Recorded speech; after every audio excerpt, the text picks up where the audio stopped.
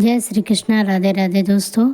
आज के इस वीडियो में हम आप सभी को हलखष्ठी या ललरी छठ की व्रत कथा सुनाने वाले हैं। तो दोस्तों वीडियो में अंत तक जरूर बने रहिएगा।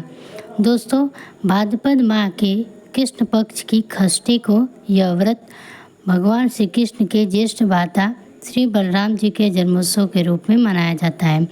इसी दिन श्री बलराम जी का जन्म हुआ था। हलखष्ठी की व्रत कथा के अनुसार प्राचीन काल में एक ग्वालिनी थी। उसका प्रसव काल अत्यंत निकट था। एक ओर वह प्रसव से व्याकुल थी तो दूसरी ओर उसका मन गौरस यानी कि दूध दही बेचने में लगा हुआ था। उसने सोचा कि यदि प्रसव हो गया तो दूध दही यूं ही पड़ा रह जाएगा। यह सोचकर उसने दूध दही के घड़े सिर पर रखे और बेचने के लिए चल दी। किंतु कुछ दूर पहुंचने पर उसे एक असहनीय पीड़ा हुई। वह एक झरबेरी की ओट में चली गई और वहां पर एक बच्चे को जन्म दिया। वह बच्चे को वहीं छोड़कर पास के गांव में दूध दही बेचने चली गई। संयोग से उस दिन हलखष्ठी थी। गाय भैंस के मिसे दूध को केवल भैंस का दूध बताकर उसने सीधे सीधे गांव वालों में बेच दिया। उधर जिस झरबेरी के नीचे उसने बच्चे को छोड़ा था उसके समीप ही खेत में एक किसान हल जोत रहा था। अचानक उसके बैल भड़क उठे और हल का फल शरीर में घुसने से वह बालक मर गया। इस घटना से किसान बहुत दुखी हुआ।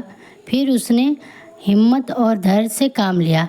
उसने झरबेरी के कांटों से ही बच्चे के चीरे हुए पेट में टाँके लगाए और उसे वहीं छोड़कर चला गया। कुछ देर बाद ग्वालिनी दूध बेचकर वहां पहुंची तो बच्चे की ऐसी दशा को देखकर उसे समझते देर नहीं लगी कि यह सब उसके पाप की ही सजा है।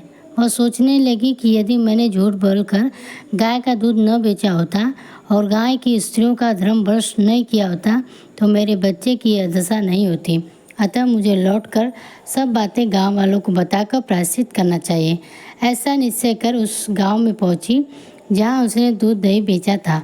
वह गली गली घूमकर अपनी करतूत और उसके फलस्वरूप मिले दंड का बखान करने लगी। तब स्त्रियों ने स्वधर्म रक्षार्थ और उस पर रहम खाकर उसे क्षमा कर दिया और आशीर्वाद दिया।